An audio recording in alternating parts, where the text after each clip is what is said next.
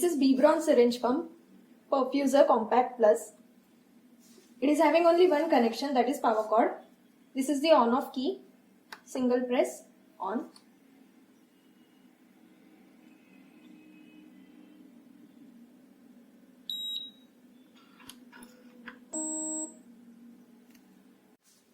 So once you on it, follow the instructions. This is the clamp. Open. Now as instructed, open this. So there are two sensors, one over here, other over here. So now how to install this syringe in the syringe pump. You can see this notch should be inside this notch. And then pull, then and this. Once installed, syringe is getting detected.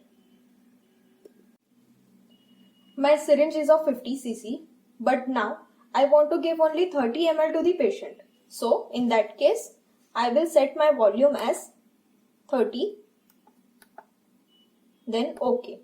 Now per hour I want to give only 2 ml. So at that time my rate would be 2 and then OK.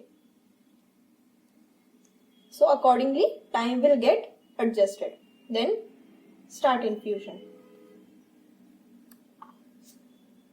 So once infusion has been started, this arrow marks will come. Now this is your pressure indicator. If this red mark is exceeding, that is this all full symbol is red, it means that the pressure has been increased. At that time backflow alarm will be indicated in this syringe pump. So at that time you need to check your syringe that the solution or the drug which is there in the syringe is diluted properly or not. This is the battery percentage indicator. This will show how much percentage your battery is charged. This is the volume to be infused, that is VTBI. And this is the time, how much time is remaining. Now, if you want to lock the keypad, this is the menu key.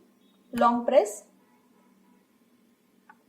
keypad will be locked. Then no arrows or any button will be functional. Now how to unlock this? Press this info and menu key together. So now it is unlocked.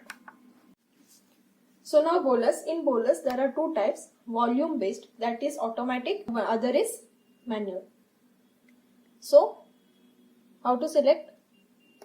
Side arrow, volume which needs to be infused. Once set, start bolus.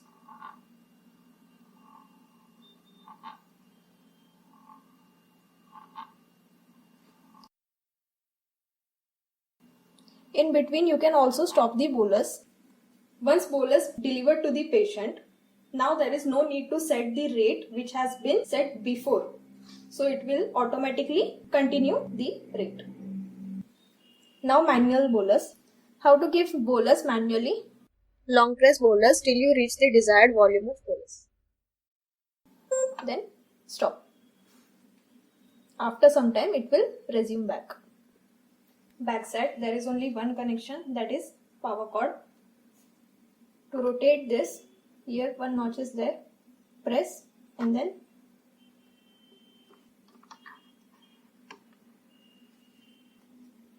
so inside there are two slots where you can stack the other syringe pump as well. You can unstack the syringe pump by pressing this button. So now how to put this syringe pump in standby mode. Long press this. So now it is in standby mode for 24 hours. How to resume back? Single press any key, it will be resumed back. So now how to switch off the syringe pump? While switching it off, first stop the infusion, then remove this, and we have noticed that few staff try to remove this syringe as it is.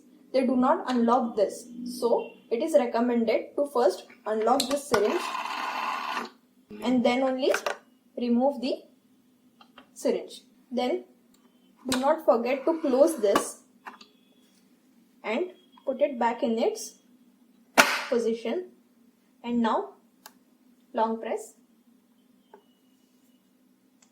it will be off. So this same button is for standby also. If there is syringe in this syringe pump, then this button will act as standby mode. And if there is no syringe in this syringe pump, then this button will be useful to off the syringe pump. In other syringe pumps, we have noticed that while closing this clamp, extra ml of dose is infused to the patient. When we apply extra force, extra ml of dose is infused to the patient. So to avoid that, in this syringe pump, one safety feature is there that it will get automatically stopped and that extra fluid will not get delivered. In this syringe pump, there is no alarm acknowledgement key. So to acknowledge the alarm, you have to just press OK. If patient is disconnected from this syringe pump, but some ml of volume to be infused to the patient is remaining, so this syringe pump gives reminder alarm that will remind you that some dose is still pending which needs to be infused to the patient.